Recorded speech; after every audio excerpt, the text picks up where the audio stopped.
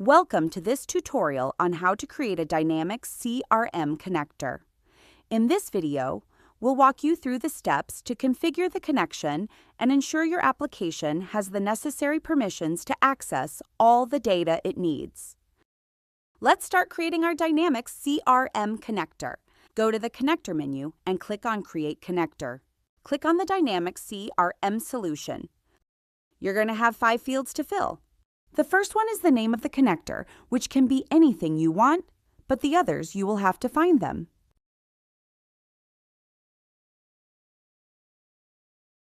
A usual structure we use at Myddleware is to put the source and the target in the name.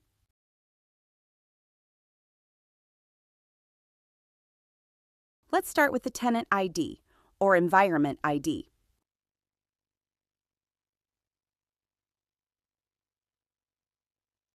Check your list of environments on the Admin Power platform and click on your environment.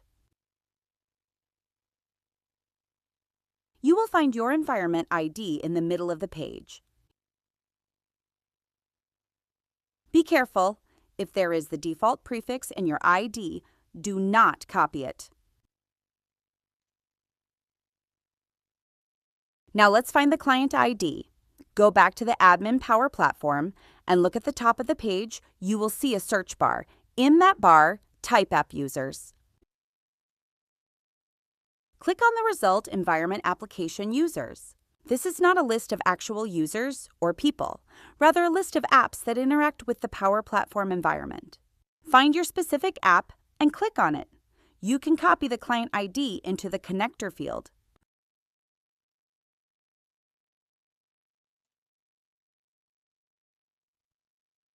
Now that you have your client ID, it's time to find our client's secret. For that, we have to go to Microsoft Entra. Once you are on the main page, click on App Registrations. Select the app that you are currently using. You can recognize it thanks to its ID. After you clicked on the app, you will find a button with a yellow key called Certificates and Secrets. Click on it.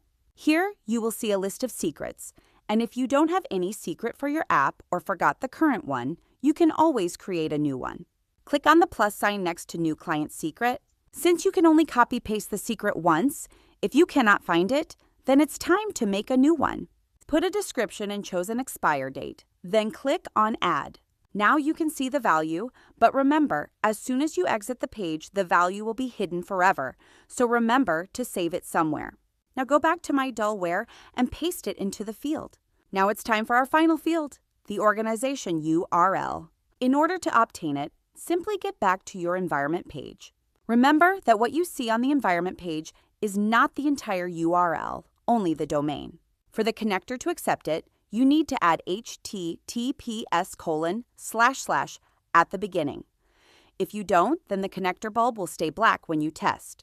If you did everything correctly so far, either the light bulb will turn blue or you will get an error.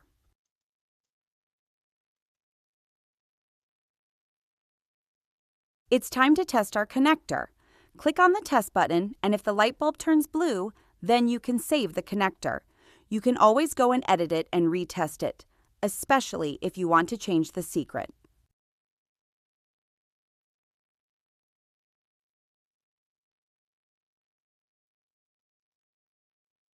If you get an error, then the most likely cause is that you need one extra step, which is to allow higher permissions for your app. Go back to the page for app users, click your app again, and scroll down to the security roles.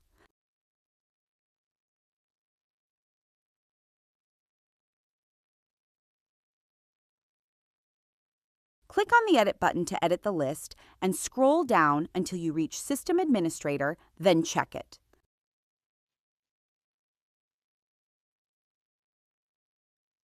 After you save, test the connector again, and this time the light bulb should turn blue. If you get that, then your connector is complete. Congratulations!